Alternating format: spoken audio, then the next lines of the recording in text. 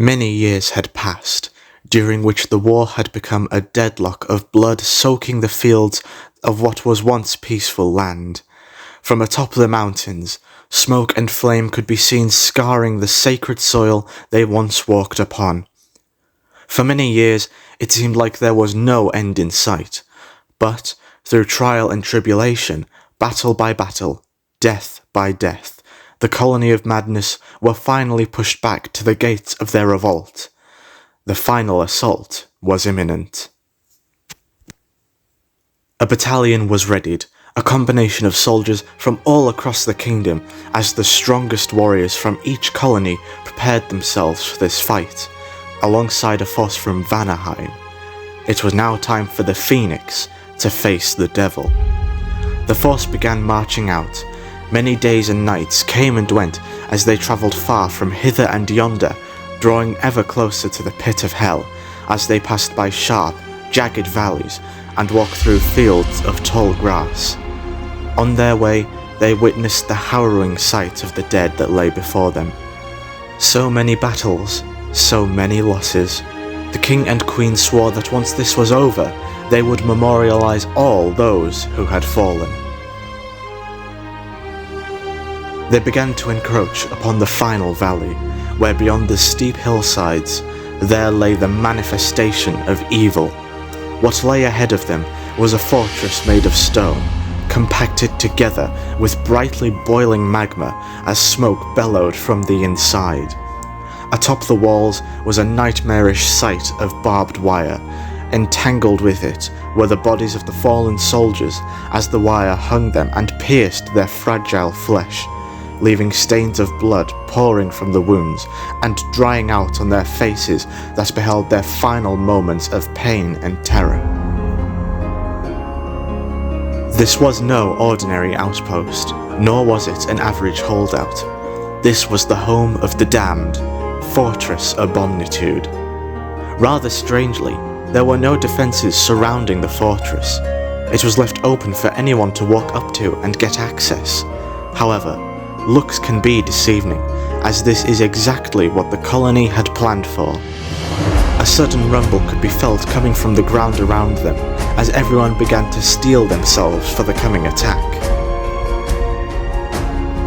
Suddenly, hands started bursting from the ground as they grasped the dirt and started to pull themselves up from the surface. What they saw were the colony soldiers. However, they were not how they were when the war started. Each one of them had died 1,000 times over, only to be brought back by the essence. However, due to how many times they had been brought back, they no longer represented who they were before.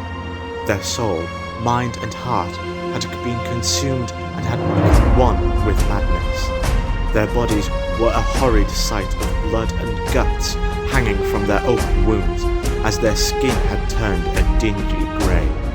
No longer could they call themselves people. They were now slaves to the war machine. The royal guard had formed a vanguard around both kings and queens, as the soldiers of the colony began to hurl themselves toward the battalion.